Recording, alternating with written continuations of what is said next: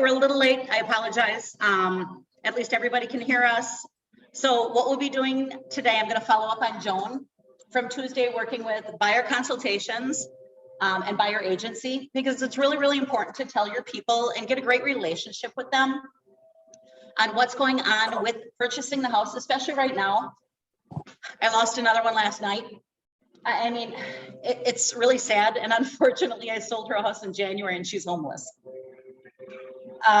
She's in an apartment, not happy, but she's looking for a lake house. We went in with no contingencies, but financing and appraisal.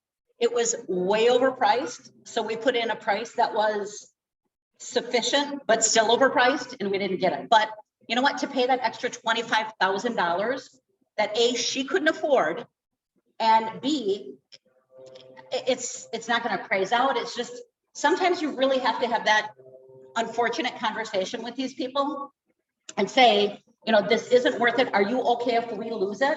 And she was at her very, very top dollar. She's kind of, this is all I can do. So until I knew that that other offer was coming in, I actually wanted to start 25,000 less. But because I knew we were competing against another offer, we went in at our highest bet and best. I talked to the other agent and I said, I'm sorry, but this is as high as we can go. So if you counter, we can't do anything, but she's a great buyer. She's strong. We have a pre-approval, and we talked about it kind of under the table, if you will. And he even, in not so many words, said, yeah, it's not worth this, but this is what the buyer wants me to list it for. So, you know, having that conversation with your buyers. So when I called her last night, I said, I am so sorry, we didn't get it. She says, it's okay, we had the conversation. It wasn't meant to be. She says, if I have a house, I still have to be able to eat. And honestly, that's the conversation that I have with buyers is, you know, even though you want to purchase a house, it has to fit in your budget. You still have to eat. You still have to be able to go to Summerfest. You need to be able to afford a couple of beers if you want. You know, you still have to live even if you have your house. So be really frank with them and tell them exactly what's going on with things. So I'm going to kick back just a little bit. Did anybody have a really good or really, I mean, that's what happened to me yesterday. Something really good, a question about, a yay, a nay, a high, a low? Anybody get an accepted offer this week? I did. Nobody? You did? Yay. Okay, Bridget, what happened? How did you get it? It was on a house that we put an offer on, and we were runner up, and then the buyers balked after the inspection. They actually, instead of coming back to us, put it on the market, which was frustrating. So we put another great offer in, and I think we got it because it was like our second time and they finally realized and felt bad for us. But I also tried to follow up with the agent a ton and just be like, I sounded completely desperate because I was just like, I need to get this house for them. So please let me know if there's anything you can do. And I think he appreciated that and probably felt guilty for me. I don't know. So did you submit the same offer that you did the first time? It was a little less because of the things that had come up on the inspection. Okay. But it was pretty clean otherwise. So okay, that's good to know. And you always wonder what they're looking for. And unfortunately, the buyer then always asks, what did they accept? What did they pay? And unfortunately, we don't know that until they close. You can't disclose it because if it would fall through and go back on the market, if you already knew that number, you're not doing your due diligence to that seller by letting everybody know that you accepted 5,000 more when somebody may have paid 7,000 more. You know, so that's awesome. Congrats. Congrats. Anybody else? I did. Awesome. What did you get, Betsy?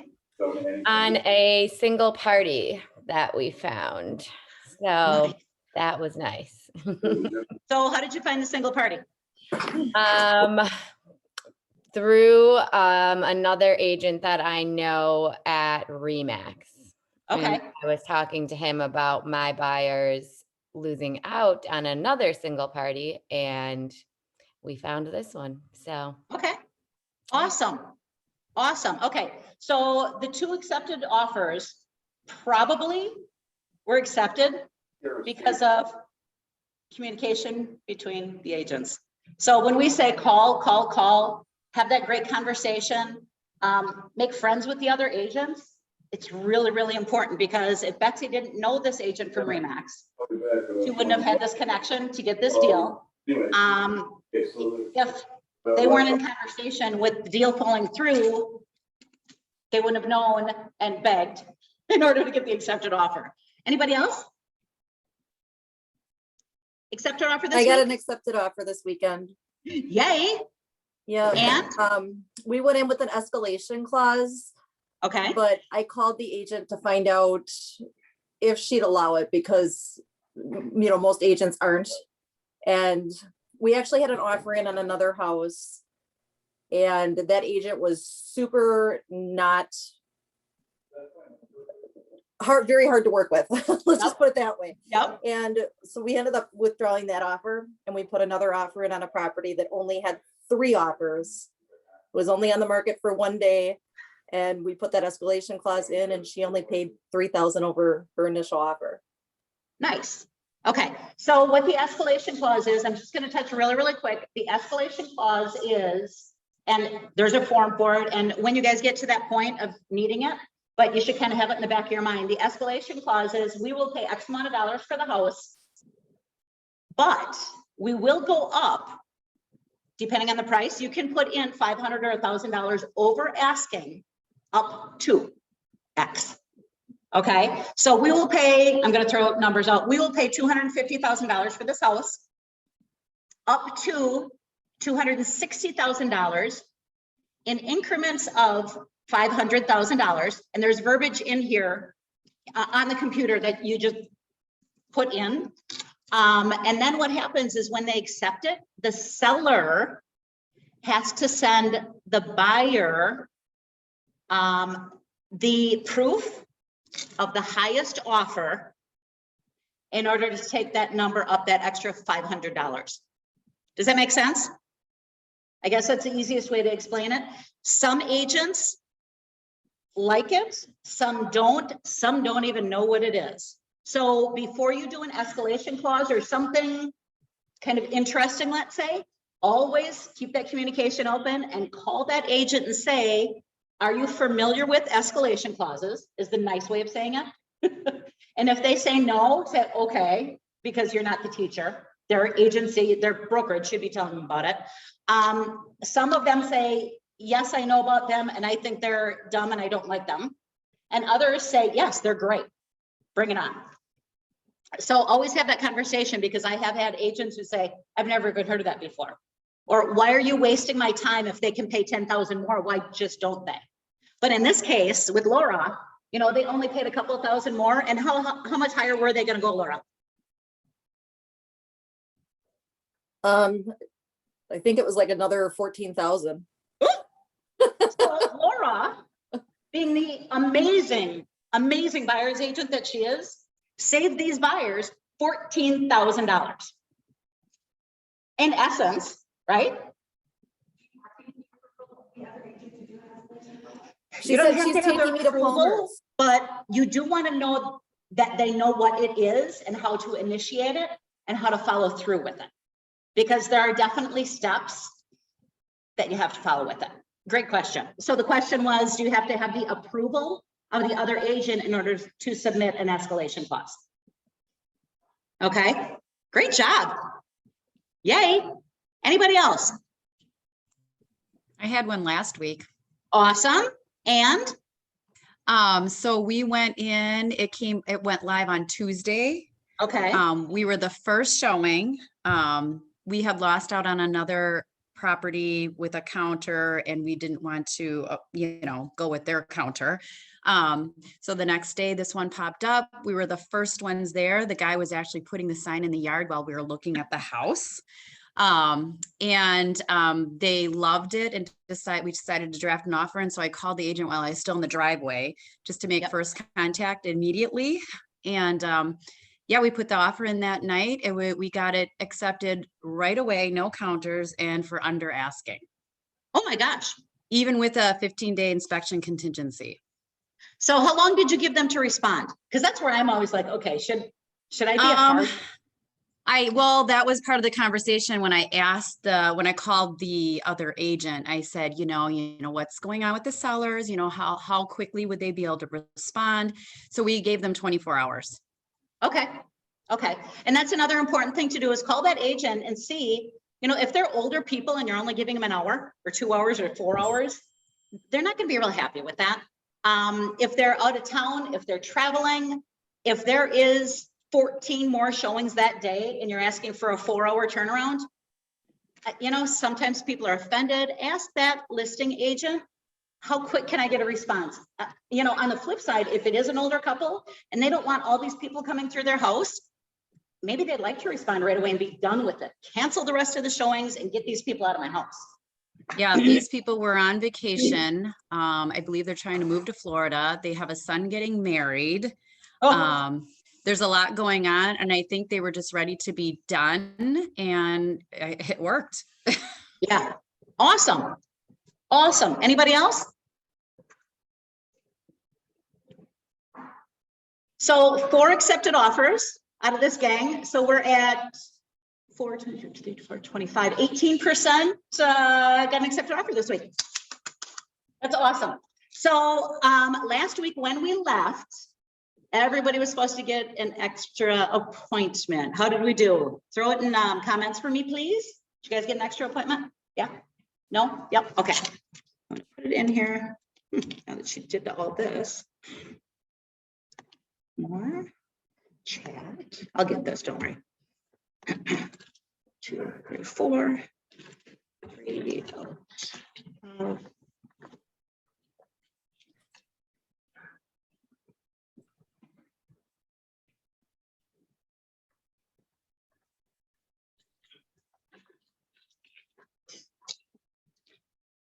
not out of 44, sorry. Out of 4.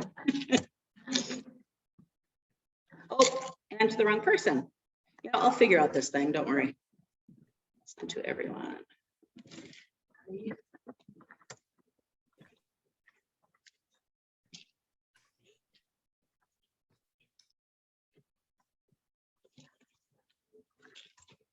we go.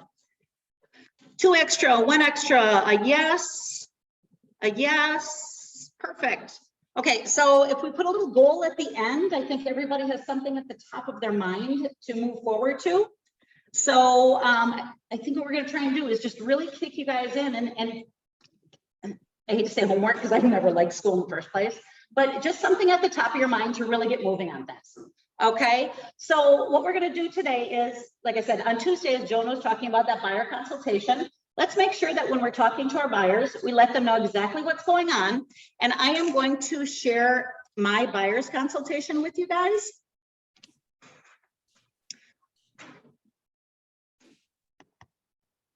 So this is a, it's a fold out, if you will. One here that I do my buyer's consultation with. So this is the PDF form that I'm going to share with you guys. I obviously, when I talk to people, I kind of get off on this tangent and on that tangent. And I feel that if you have something in front of you, it keeps you on track and you're going to get your message across a little bit easier. Another thing is writing things down on what they want, because you'll get confused when you have a couple of deals going on who wanted the 3-bedroom and who wanted the 4-bedroom, and one wanted a finished basement and I'm not sure who it was. So take and keep a file of everybody you're working with, and just so you can keep it straight, because it does get confusing. So with the buyer's consultation, when I sit down with them,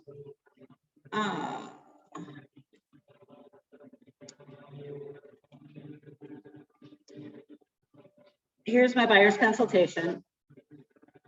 The first thing I do is I sit down with them and I go through the home buying process. And all of these items, you can steal them from me. I don't care because I stole them from somebody else.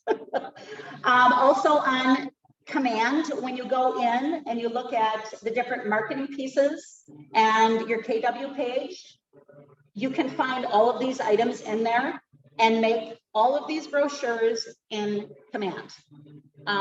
Command and Canva are a reflection of each other. I made them in Canva because I made them before command. but I do go back and I tweak them all. So the nice thing about having it all written down is you have a script that you can follow. So I always say that the first thing about finding a home is finding your real estate agent. It's very important to have somebody work for you. And I kind of dip in right away. We do have a buyer agency in Wisconsin. And with this buyer agency, I can negotiate for you and dig into things a little bit deeper and get you all the information that you need to know on the house, the school district, any information. But if we do not have that buyer agency, I actually work for the seller and I can't negotiate for you and help you with any of this, but we'll touch on that a little bit later. So I've already set the bar on that buyer agency because it's in the back of their mind. And actually by the end, they're going to ask you if they can sign it. So we're going to start in the beginning and just say, we have this buyer agency, and in Wisconsin, we work for the seller, unless if we have this buyer agency, and then I can negotiate for you and we will find you a house. May take a little bit, but we will definitely find you one. And then I drop it. The next thing is obtaining financial pre-approval. Do you have a pre-approval? It's really important because you cannot submit, well, you can, but you can't submit an offer without a pre-approval. Everybody, and it states right in the listing contract that we will bring you buyers that basically are pre-approved. It's right in the listing contract. So the pre-approval letter or proof of finances within 5 days of accepted offer. So if they are cash buyers, get that, get that proof of funds or the pre-approval. If you guys do not have lenders that you use, every office has connections to lenders at this point in time. We have A+ Mortgage here.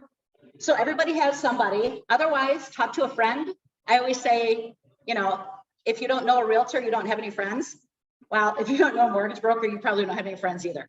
So talk to your friends and go to lunch with a mortgage lender. When I first started, I learned so much. I mean, yes, I have a mortgage. I have a couple of them. I've had many throughout my life, but I never knew the reasons why, how, what it meant. They gave me money, I signed a piece of paper. But as a realtor, you should know enough to be dangerous. It's not our job to make sure that they get their money, but know enough about what is the difference between a conventional loan, a FHA, a VA, what's an ARM? Where are the interest rates about at this point in time? And why are you getting 3% and I got 3.25 for the same amount and the same city? Because different things will change everything. It could be the credit score. These are all things that you're going to learn if you go to lunch, literally. And you know what? It's in their budget to buy you lunch. Sometimes margaritas, sometimes wine, but go sit down and pick the brain of a lender and say, I am brand new. I don't know the difference between loans, and they will be more than happy to sit down with you. It's really, really important. And then you have them in your pocket. You can call and say, I have somebody, can you get them a pre-approval in 15 minutes? And they're going to say, yes, I can. Because that's all it really takes. It doesn't take weeks anymore. They can pull everything up online and get a pre-approval. So make sure that they have financial pre-approval, which is a letter. Analyze your needs with a buyer consultation. And I'm going to go through the buyer consultation here and the information that you should be taking down. Then you're going to select the properties. So I am going to set you up. This is what I tell them. I'm going to set you up on a portal. So you'll get an email invitation, and I'm going to put down everything that we've talked about, and you're going to get these houses. Now, it might not be exactly what you like, and I can't put in the style, unfortunately, like contemporary or country or, but I can definitely put down how many bedrooms, how many bathrooms, the size of the lot, the city that you want to be in. And what I'm going to do is put this all in a portal for you, and it's going to send you these properties as soon as they come on the market. Because with this market, we have to move fast. So I'm going to make sure that you have all the properties that you need to look at so we can find you a house. Then we're going to view the properties. We don't need to be looking at 20, 30, 40 houses. Usually between 3 and 5 houses we'll see, and you'll be able to make a decision. Also, when we go look at the houses, I'm going to figure out your style. So when we walk in something, one person's contemporary is not another person's contemporary, but when we walk in, I will be able to figure out your style. And maybe you see something that you didn't know you liked. or you see something that you thought you liked, and when you saw it in person, it wasn't the same as in the magazine. So we'll figure that out. And then I can even personally send you properties that aren't in that portal. Because every morning I check the hot sheet, which is our version of the brand new houses on the market within 24 hours. And then I personally will send them out too, because I know what you're looking for. Then we're going to write an offer. Here's the hard part. And I'm going to apologize before we even start. We're going to write this offer as strong as we can, something that you can afford because we're already pre-approved, but in this market, they're getting multiple offers. We may not get the first one or the second one or the third one, but I promise you, we will find you a house. I will work with you, but just to let you know that the market is crazy right now. With the interest rates being low, everybody wants to buy a house. Is this making sense to everybody so far? And I'm kind of subbing in everything on exactly what I do with my buyer agency. Then what we're going to do is negotiate the terms. So maybe they come back with a counter offer. Maybe they don't, but then we'll have to maybe go back and forth a couple of times, depending on what the sellers want. Then we'll accept the contract. So we'll have an accepted offer, which is just the first step, sorry. So once we have our accepted offer, we're going to schedule an inspection. With that inspection, we'll have more negotiating, depending on what's wrong with the house. Now, keep in mind, when we do that inspection, we are looking for defects and safety items. If you don't like the color of paint, we can't counter that. If there's a nick in the paint, we can't counter that. And there are a couple of little things, and if you guys are handy, you can fix them yourself, and it makes things a little bit easier. You know, if you told me your uncle's an electrician and you're going to change out all the light fixtures anyways, then we're really not worried about a lot of the electrical things, because we're going to call him and ask him maybe if he can change out a couple of outlets for us. Then it makes you a little bit stronger of a buyer. Okay, is this all making sense? And I keep reiterating back to them and having little conversations in between on how handy they are. You know, sometimes the wife says, I watch YouTube all the time, I can do everything. And the husband says, I don't even know where the screwdriver is and how it works. So, you know, feel them out and see what's going on. Some people, my dad had rentals, so I know how to do everything, and my dad will help me. Great. In that case, maybe we don't even do an inspection if it's okay with you and your dad. You know, so these are all things that really need to be negotiated, and you really need to have a conversation with those buyers, because everybody is different. I mean, some people, they can figure out this computer so quick, but they can't change out the light plate. I can change out a light plate. Obviously, I can't figure out the computer with the way we started this morning.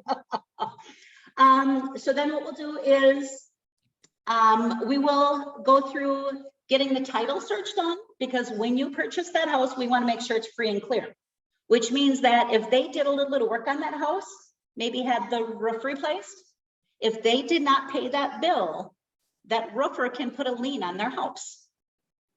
Oh, I've heard about that, they'll say. So if there's a lien on the house of some sort, if that gets transferred to you and it's not cleared, that means it's your responsibility. So we make sure that we use Focus Title. I really like to use Focus Title there in our office. The lenders sometimes have other title, but I know Andrea really well, and I know I get my stuff done on time, and we can hit all our dates and deadlines, because title can hold things up sometimes. So Andrea runs everything. With Ross, they make sure that that title is clear. With your lender, I'm going to be working with John Smith, your lender, to make sure that your financing is approved by our deadline. We're going to get your move set up, get your closing set. You're going to get your funds for closing, and we're going to close on the property. After that, you get the keys at closing. So the really cool thing is, at closing, a lot of people have their cars full, and we give you the keys at closing, which is different in other states, and you can go right to your property and move right out. So that's how the buying process works. And I always like to spend a little bit of time on that, just so you guys know what's going on, and that basically that I'm worth it. You can do it yourself, but you have to make sure that you hit all these dates and deadlines and make sure that all your negotiations are clear before you can close. So it's not just a one and done writing the offer. We keep working through this whole entire process. Okay, any questions so far? I'm going to move right through. On the left here, which when it's folded is on the inside, is a little bit about my experience and blah, blah, blah. I'm not going to go through that. You guys can read it later. Okay, so the next page we have is, so it's basically bullet points through the front, and I ask them if they have any questions. And then I'll just jump right through and say, now on the inside here, this explains everything a little bit deeper. I can usually talk through things, but I'm going to let you guys take this home and you can read this because I know you know how to read. I know it sounds a little smart alecky, but then I can kind of loosen them up a little bit because that's just my personality. Other people are a little bit more stringent. Take what you know and what you're comfortable with and move on with it. So all this basically does is explain in depth that little flow chart. And from here, it goes on to closing. There's a checklist here on what to transfer, which people really like because you always forget your one credit card that went back to your old house. Or, I mean, a lot of people don't do magazines and newspapers anymore, but it's there. And I actually did take this from something that I found, but people seem to like it, you know, for transferring and changing things over. All set. So the next thing that we have is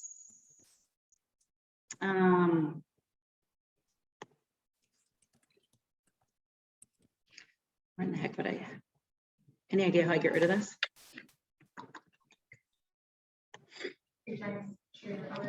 Yeah. Perfect. Resume share. Hey, there we go. Oh, what did you do with that? Okay, let me pull up another one. So the next thing that I'm going to pull up here is a buyer's wish list. Can you guys see this? Yes. Okay, so what this basically is it's a list of the things that you will be looking for in MLS. And you can take notes on here, but it's a couple of important things. First of all, name, phone, email, address. Make sure you know if they have kids, the names of their kids and their pets. Some people like their pets more than their kids. Some people don't have kids and their pets are their kids. And it's just really important to them to touch base with it. Write it down, just because I always forget names. And this way you have it. Connie, I don't think we're seeing what you're telling us that we're supposed to be seeing. Yeah, I actually think we're on a different slide. Are you on a different screen? Okay. We're on the sold from your pamphlet. Okay. Give me a new share.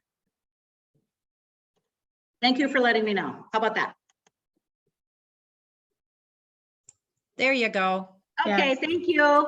You guys have to let me know if things are weird because I'll just keep talking, obviously. Yeah, we So- know that. I know, those of you who know me. So once again, with your buyer's wish list, and I have this printed out.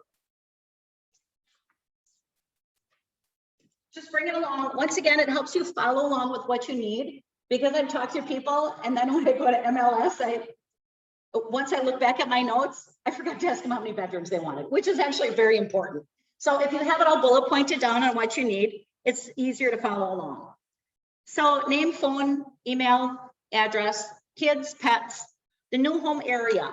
Some people have no idea.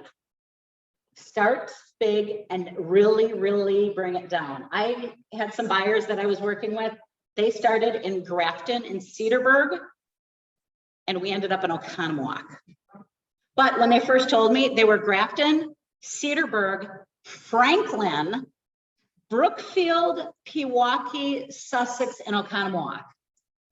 And the first house I showed them was Mequon, and I'm thinking to myself, for the love, this one's gonna kill me. But they were really nice. We started talking about different things with their kids and where they wanted to be. And we actually ended up in Oconomowoc, which was so convenient for me because it's right here. So once again, that conversation will keep going when you start bringing things down. It might be a whole county. They might have one school district that they can't stand because they dated a boyfriend who was from that school. I don't know. Weird things come out. But here's that new home area. How many bedrooms? how many bathrooms, their kitchen preferences. I want an open concept kitchen. If they're younger, a lot of times they don't know. Is a galley kitchen okay if there's dining space next to it? Yeah, that's fine. I don't care. I just want to be in a house. But this is my second house. I want open concept. I want a big island with bar stools at it. Write it down. It makes a big difference. Dining room. Do they need a formal dining room? Not many people nowadays, but if they want it, they definitely want it. Laundry room. Do you want it on the first floor? Do you mind if it's in the basement? A fireplace. I've never had one. It doesn't matter. Oh, I grew up with a fireplace. I love the smell of that natural wood burning. Then make sure that they have a natural fireplace. Or I only like gas because I don't want to cut wood or bring wood in. Perfect. An office. That's really important right now because so many people are working at home. Do you need a designated office space? Or if you need a 3-bedroom, would that 4th bedroom work as an office? Then our 3-bedroom actually just jumped up to a 4-bedroom. Lot size. I hate cutting grass. I have to have 5 acres and trees. Take and write it down. A garage, attached or unattached, or it doesn't matter. Style. You know, I blew my knee out. I really need a ranch. Everything has to be on one level, including the laundry room because I can't carry the baskets up and down. Okay. Nope. I want my kids away from me. Put them upstairs. 2-story. Basement. Is it finished? Do you want a man cave? I do, but I want to build it myself. Then we want to make sure that the basement has 8 courses or more so they can build it out. And it's dry. It's not a 1920s basement with fieldstone walls. So these are all things to look at. Do you need a fenced in yard? What happened with COVID? What did everybody get? A dog. So we either need a fenced in yard or we're going to call Pet Patrol and have them put in a underground fence for you. School district. It's important to some people, not to others. And work location. Do you go to work? Do you want to be close to work or do you work at home? And then after all this whole conversation, I bring in the top 5 because we just talked about everything. So what is most important to you? Now we got to bring it down to 5. I have to have a big lot. We have to have 4 bedrooms. And I want an island in the kitchen and no pool and a 3-car garage. So those are your top 5. Price range. Are you pre-approved and who is the lender? Because when we're going through and writing offers, we will call that lender and say, I am writing on 123 Main Street. I do have your pre-approval, but I want to give you a heads up that we're writing an offer. And he's going to say, or she, thank you for giving me the heads up. I love working with you already. Instead of calling last minute, or maybe we need to adjust the price on that pre-approval. Can we go 20,000 more? Yes, no, yes, they were pre-approved for it, but they're not comfortable with it. Well, now that they found the house that they love, we need to up it another 20,000. And all of this does happen. So make sure that you know their lender's name and phone number. And do you need to sell an existing home? Because we may get a listing out of this. We may have to write that it's contingent upon a home sale contingency, which is really hard right now. So that will bring us into that next discussion of maybe we should put your house on the market first. So this just brings up more conversation and they will add to it. And just make your notes on it. Okay. Any questions? Those of you who have a couple of deals under your belt, do you guys do anything different? Help me out a little bit.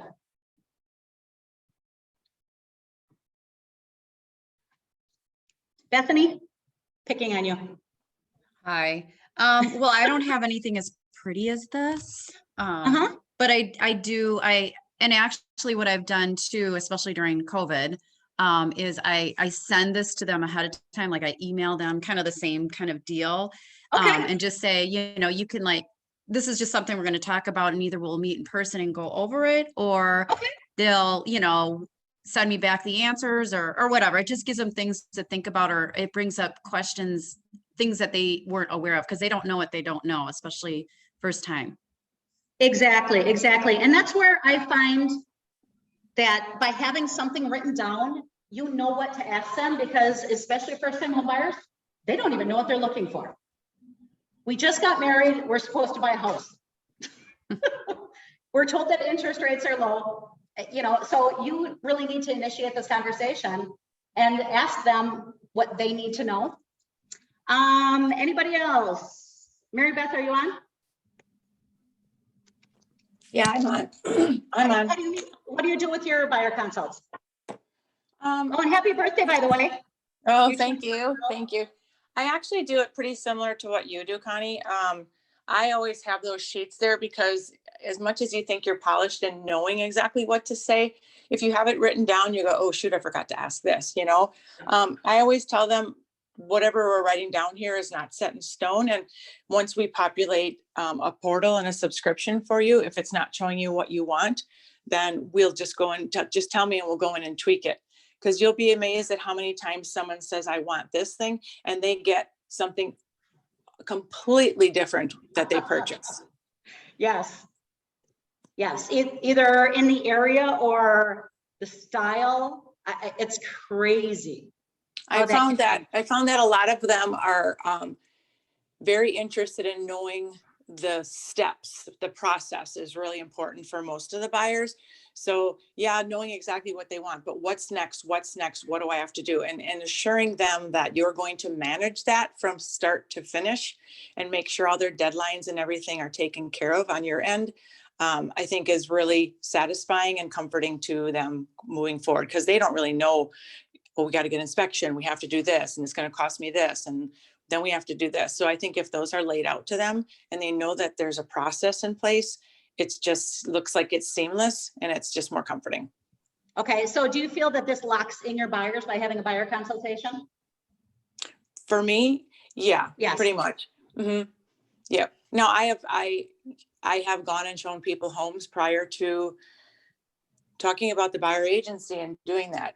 But it's always a feel for, you know, I can get a feel for the person, like they're not going to go somewhere else. And then after we see a couple homes, and if I can see that they don't want to sign a buyer agency right away, as soon as we do the first home, I say, in order to negotiate for you, we need to sign this. And it just seems a little bit softer, but I've really never had anyone not sign the buyer agency moving forward. But I'm not very pushy on it either. Because they're finding value in you. Correct, 100%. If they know that you've got their back and you're with them, you're answering their calls and you're doing exactly what you need to do and educating them along the way, it's priceless. So go ahead and try to find someone else who's going to do it for you. I guarantee it's not going to happen.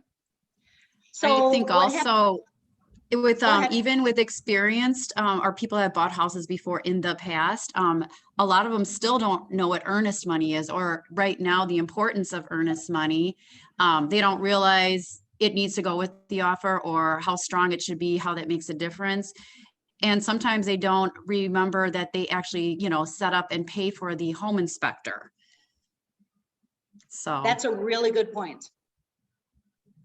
I actually went through that myself as a new home buyer. I didn't know any of this stuff. And while I loved my realtor, she did not do a buying consult with me. We just kind of jumped into it because it was right when COVID started and things started to get a little crazy. And so I think she just wanted to, like, you know, get the sale, obviously, but having a presentation like that and understanding, you know, what steps come next and what I would need to do as a buyer, that would have been really helpful.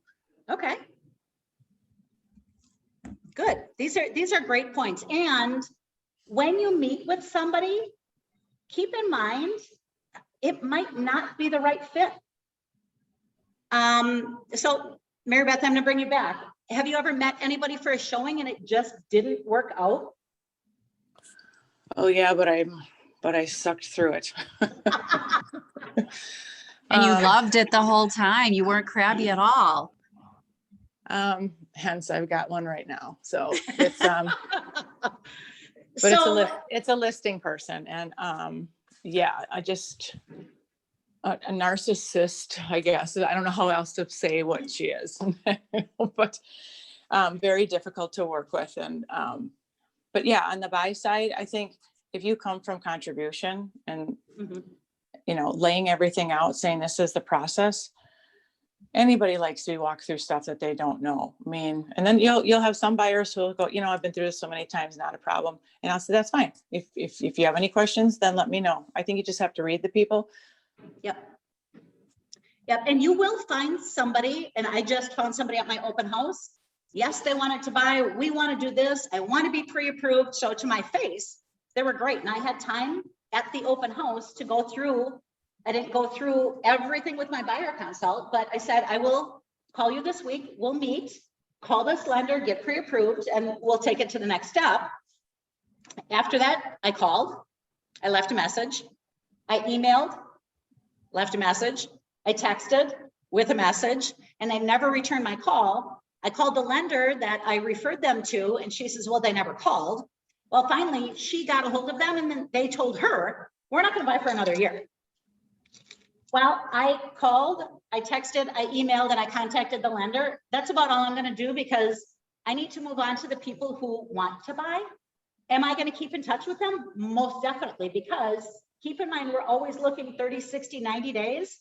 And I've helped people buy or sell a house a year to 2 years down the line.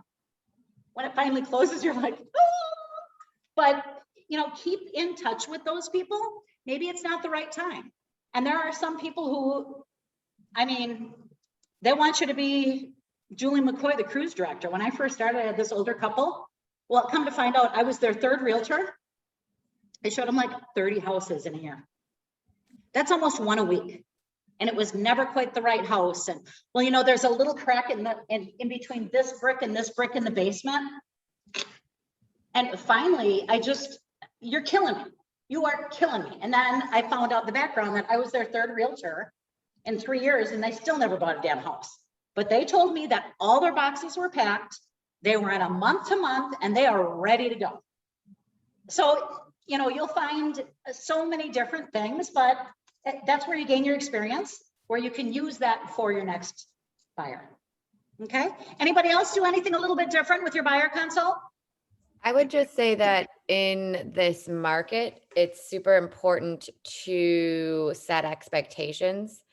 You can't just go in and say like, I'm amazing, we're going to get a house, because then when you make your first offer and it doesn't get accepted, you've disappointed them.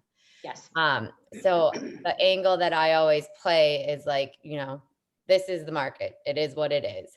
Yep. But as a professional, we have lots of strategies that we can use to help make your offer the strongest offer. That doesn't mean that somebody else isn't going to pay cash with no appraisal and no inspection, but I can help you to write the best offer possible, just to like kind of sell yourself to them in this market.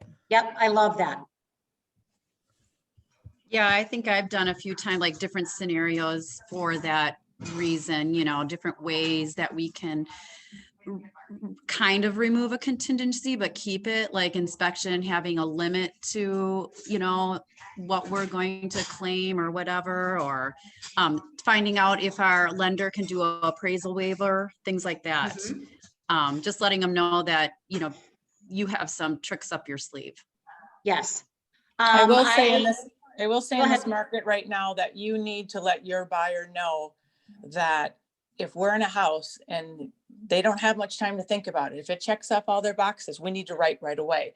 We don't have 2 days, a day, you know, it needs, not that you're trying to put them in a fire drill, but they're in a fire drill in this market right now. Yeah. So thinking that they can, well, let me go sleep on it. I'll let you know Tuesday, and it's Friday. Yeah. So that's especially for like older people that bought 30 years ago, or the parents of the, you know, kids that you're helping buy that think they're still in the old days where they can get a deal and they can, you know, finagle that. Sometimes they have to lose a tough one to learn that lesson. And I love it when they say, my dad said write 10,000 under. That's what he did when he bought in 1972. That's it. Always telling them when they're reviewing offers, obviously. like when they find a house that they like, so that they know going into it that if they want it, we need to put an offer in right away. Yep. Yep, definitely. Or maybe And wait I till- always, just tell them, I am not high pressure salesperson, but in this market, we have to put an offer in today. And one thing that you can do is if you're on a bunch of showings in a day and they want to go back to that first showing, that first listing, and re-look at it to, confirm that they really like it. And if you go on showing time and it's all booked, call that agent. I was your 10 o'clock appointment this morning. We've seen a couple of houses. Can we go back just to reassure ourselves? And they will most likely say, it is so booked. Do you mind if we sneak in? And they'll usually always say yes. At least out here they will, because we're overlapping out here. There are some people, in Milwaukee County and Washington County is still different. It's loosening up a little bit, but I've not had a problem with going back to see it, that second time. And then bring those buyers back right away because they have to make that decision. And if they say, no, how big was that room? I don't quite remember that, the boys' room, how it was laid out or something, go back and see it. Okay. Anybody else do anything a little bit different with your buyer consultation? Nobody? Perfect. Okay, the next thing I'm going to bring up, because once we go through all of this, I actually bring out this one.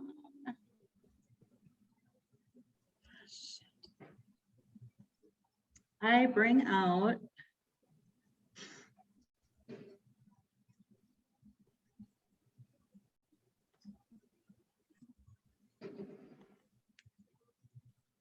darn it.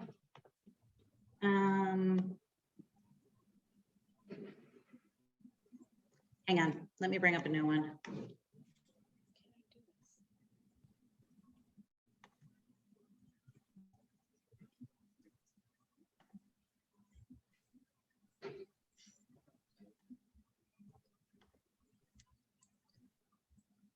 Did I totally just get rid of the class? No, here we are. Okay. For the love.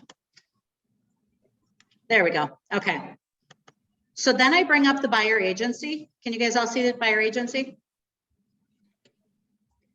Yep. Okay. Yes. So bring up the buyer agency and know this buyer agency.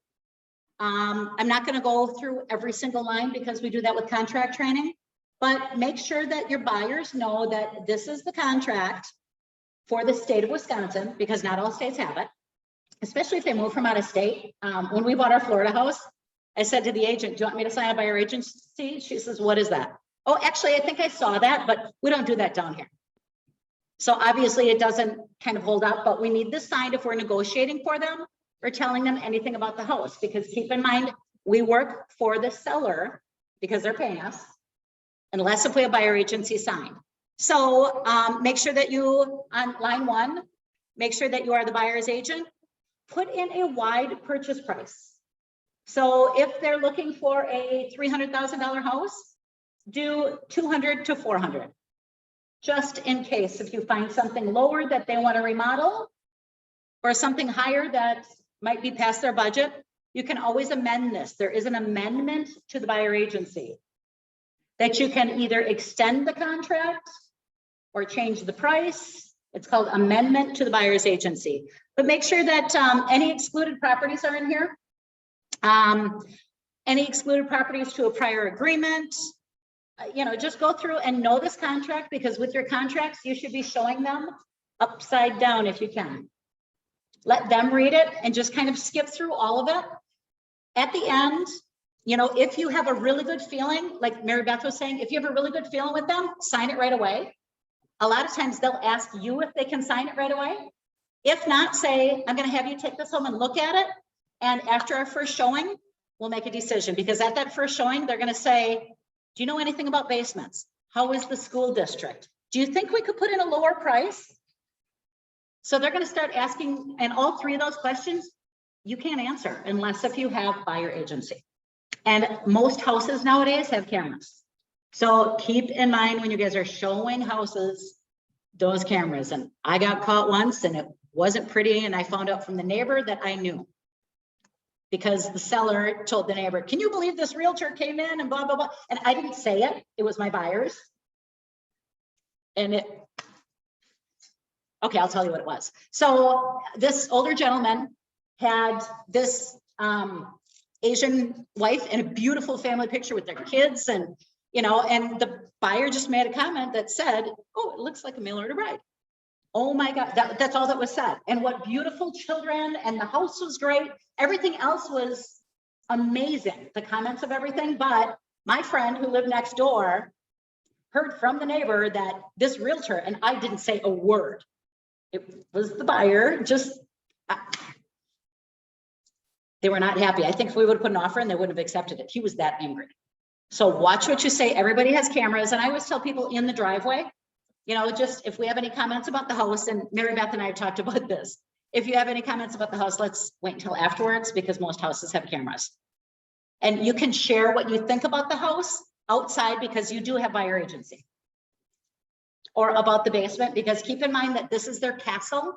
There's probably nothing wrong with it in their eyes. And if you're saying things inside, they may not accept your offer because of things that were said.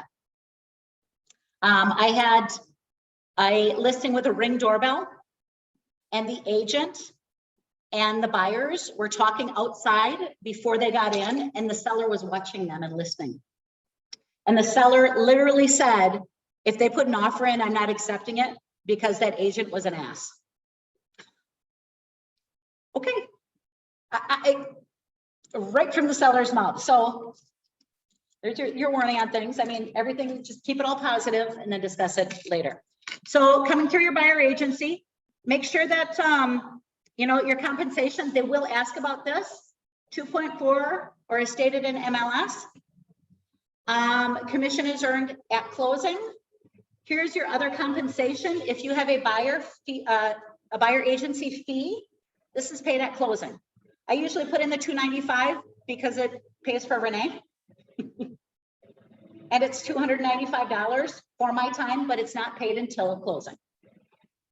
Everybody kind of puts in a little bit different. I think Jay and Janine are at like $595 They're yeah. $495 and $495 $695 for listing. Yeah. Okay, so $495 for a buyer, and then they do a $695 for their listings. Now $495 pays for basically their people who help with their transactions.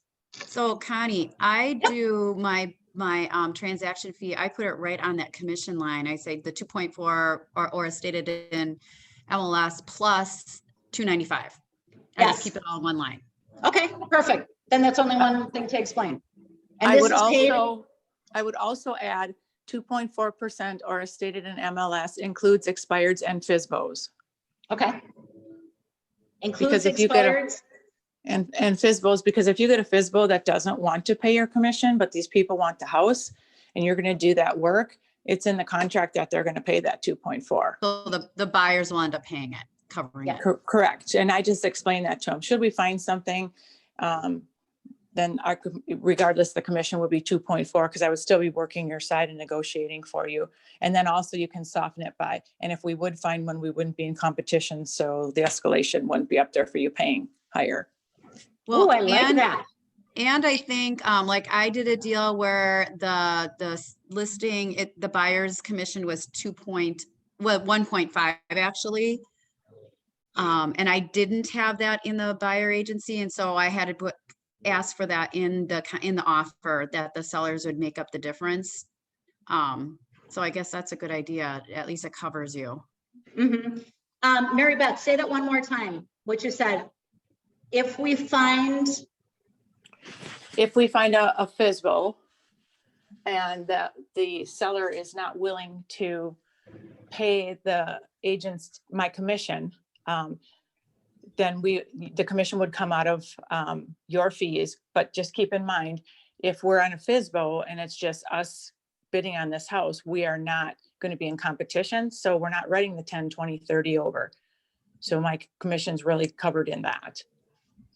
That's great. I like that a lot. So we will not be in competition. I have a question. I have and a we question will about not have that. to escalate the price. I'm sorry? I have a question about that quickly. Yes. So does that commission that the buyer pays us, does that come out of the loan, or does it have to come out cash from their pockets? It depends on the lender. Those are all lender questions. Okay. Those are fees. Sometimes the lender rolls the fees into the loan. Sometimes they don't. So it all depends on the lender. And that's where it's really good to have the phone number and have these conversations with your lenders, because every lender can do something a little bit different. It depends on their credit score. It depends on the programs that they have. And like I said, some of them can roll closing costs into the loan and others can't. That's a great question. Any other questions on that? Thank you. Okay, the nice thing here, as we were talking earlier about earnest money, I like that the earnest money is in the buyer agency, because here's where I spend quite a bit of time on. Your earnest money is the promise that you're going to follow through with this deal. It shows that you have interest.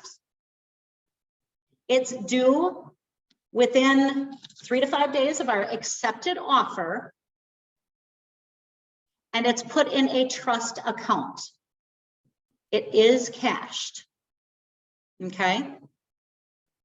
With these monies, it is put toward your house. It is not over and above. And people who've never bought a house, they ask this all the time. Is this over and above? No, it's part of your down payment or your closing costs of that house. So it is not over and above. I think I always tell them at the beginning when I explain earnest money that it's like, this is money you need to have immediate access to, Yes. because they don't Yeah, we- understand. Yeah, we can't be calling New York and releasing funds. This is the monies that you need to have. Earnest money is usually 1 to 2% of the purchase price. More is always better. I had an issue come up with that. My buyers were putting 5% down, Okay, and they gave a ton of earnest money, okay, more than 5%. So their lender said that like they wouldn't be getting that money back. what? Yeah. So like, because so let's say, for example, like 5% would have been 25,000. Okay.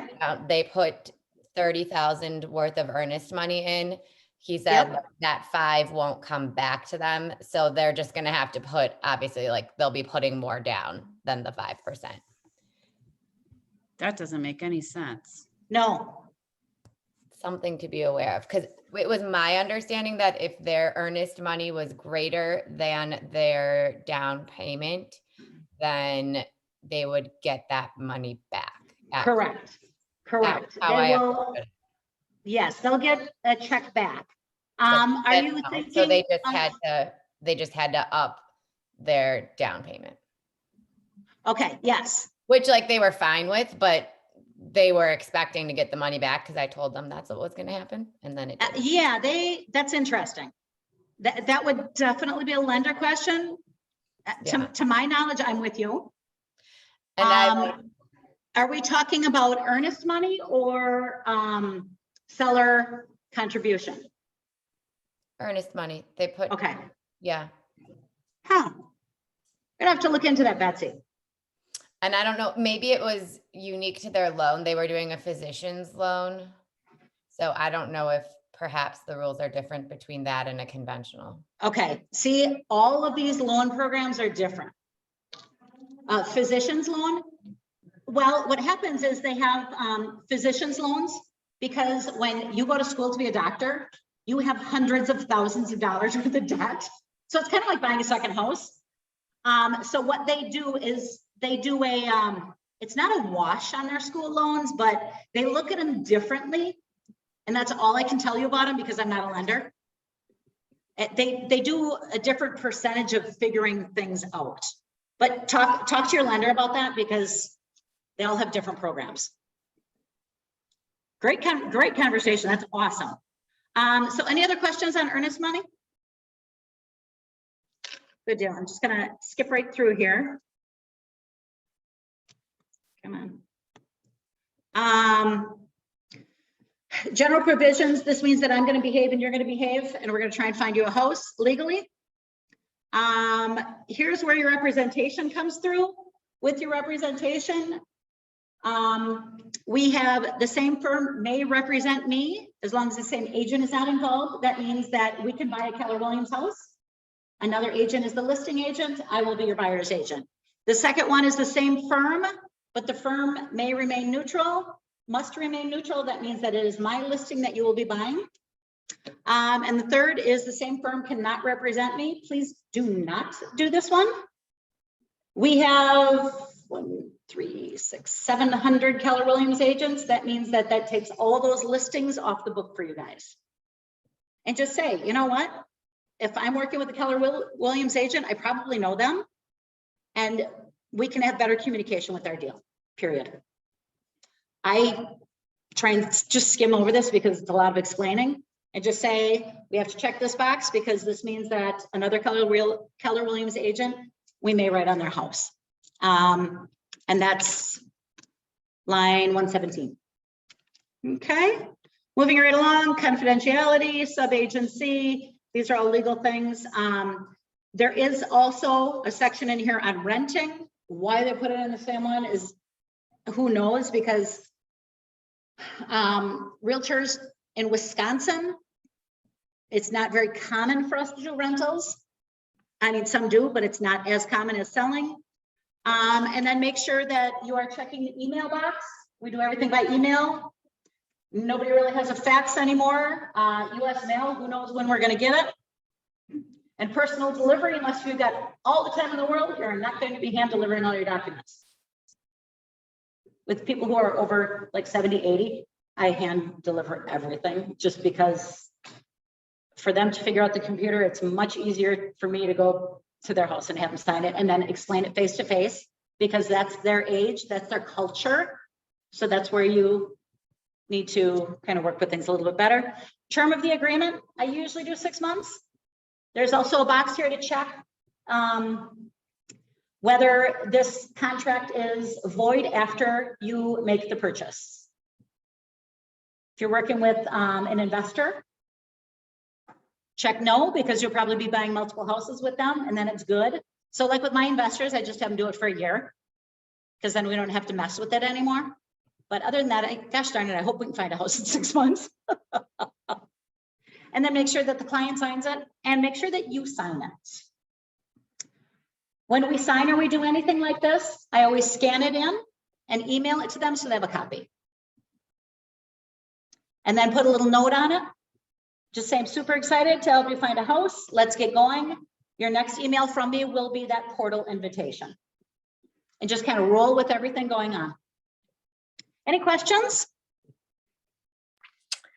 I have another question for you. Yes. So when people charge the extra $295, $495, $695, whatever that is, like, do you have to use that money? Are there any guidelines that we have to use that money towards a certain thing in particular? No, it is part of your commission. And keep in mind that when we're realtors, we are running a business. So the monies are to pay for something, whether it's your pay or a transaction coordinator or signs or, anything like that. Okay. Yep. All right. Great. Good question. Any other questions? I have a question regarding that too. Yep. So like when they're drawing up the documents for closing and everything, how do they include that extra fee in there? Like, are the buyers like paying you with a check personally or like? Nope. No, that's actually a great question. So what happens when you get an accepted offer, you will email over your offer to purchase. your addendum A, your buyer agency to the lender, which gets it to title. It is put on your title closing documents as a buyer agency fee. So they'll get a credit for their earnest money on that closing document. We call it the CD. They'll have a credit for their earnest money. They'll have a loan origination fee and all their little fees to file this, and they're all down there. And then it will be a buyer agency fee of $295, and it's rolled right in to their whole package of what they owe for their loan and their payments, and the title figures out all of that for you, the title and the lender. So there's nothing that you have to figure out with that. And that's why it's really important to review your closing documents and make sure that you're getting paid. Make sure that your buyer agency fee is in there. Make sure the commission is right. Every once in a while, the commission might be screwed up. So because you have 2.4 on this buyer agency, if the seller is only offering 2.1, that extra 0.3 will be on that closing document to pay you. Does that help? Does it make sense? So then, Connie, on that line that says for commission 2.4 or what is stated in MLS, if it is stated 2.4, maybe, because there are a lot of 2% I see, unfortunately. So maybe it might be a good idea to go in and you strike that as stated or as stated in MLS to make sure at least you get your 2.4. You get your 2.4. Okay, that's a good idea. But what if in MLS it says 3%? See, and there are some of those too. Hey. Yeah, it's that's one of those controversial hit or miss things. 2.4, I put in 2.4 or as stated in MLS, and then just usually add the listing. The listing contract will override. And keep in mind, when you have any discrepancies in anything, and I've talked to Andrea multiple times on things, she goes right back to the contract. What does the contract say? What does the listing contract say? So it's 2.4 or as stated in MLS. So if it's 3%, then it's 3%. So then that's where I had that 1.5%, and in the offer, I put in additional provisions that the sellers were going to make up that difference. Yes, so it would go to the. Yeah.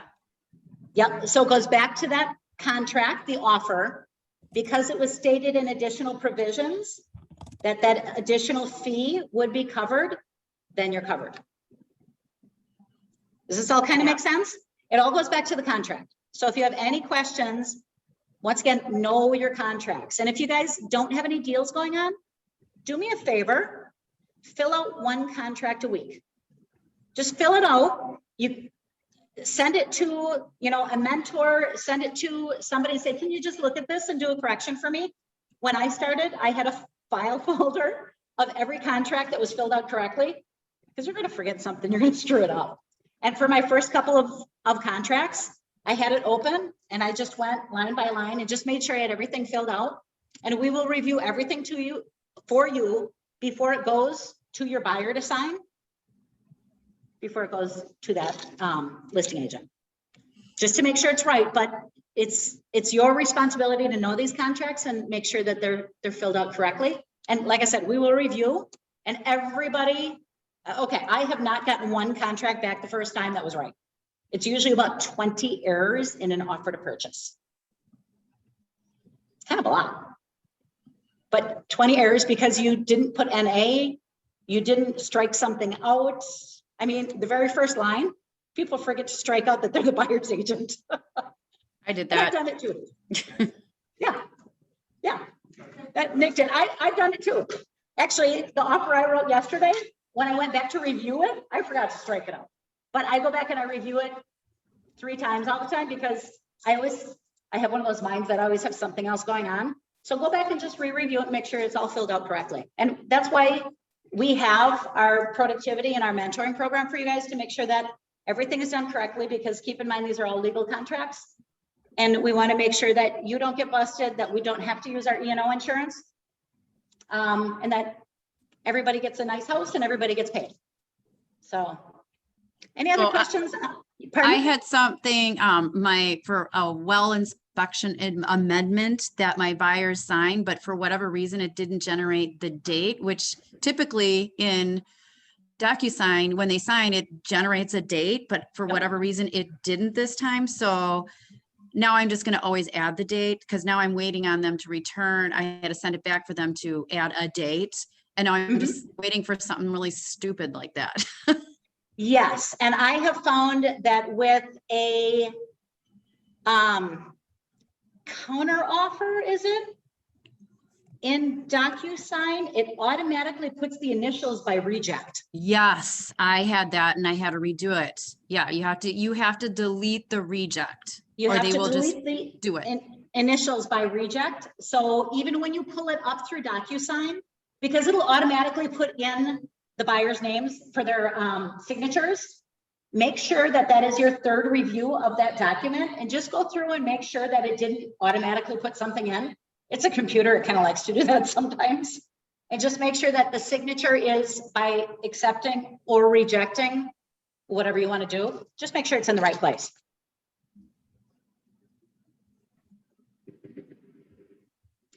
Buyer agency questions. Buyer consultation questions. One thing that's nice to do also is have a blank offer to purchase and give it to them at your consultation. Some will read it, some won't. Some don't even read it when you send it to them. I've gotten offer to purchase back in like 30 seconds flat. I'm thinking, oh my gosh, do you trust me? What if I put in you're paying $2 million instead of 200,000, you know?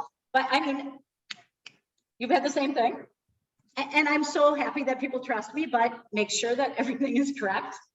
And especially for your first, like when my mentees send me things for your first deal, I look up the property on MLS just so I know, and I will know that if you're paying $100,000 too much, maybe you hit the 7 instead of the 6. It happens. So that's why we're here to kind of help you guys out. Or I'll text back and say, are you really paying $600,000 for a $500,000 property? And then I usually get, oh, SH. Redo it, just send it right back to me, not a problem. It is what it is. So yeah, that's pretty much with your buyer agency. Try and know your information, not try, know your information, so you can move it along quickly. The last thing we want to do is make this sound long and boring. I mean, I did take an hour and a half, but know your information, know that buyer agency, know it upside down, know what you're asking for. Make sure that you write things down and just follow it right along. This way you can have this to refer to, because you will get confused with people when you're working with 5, 6 at a time. 5 is usually my limit of keeping things straight. After 5, I don't know what's going on. I have to look in the folder of that buyer seller. Actually, I have to text a buyer's agent on one of my listings, and I forgot her name this morning. So I have to go back to the file and look it up because I have it written down, because I can't remember which one goes to what house. You know, once you get more than a couple going, just keep all of your documents straight. Any other questions?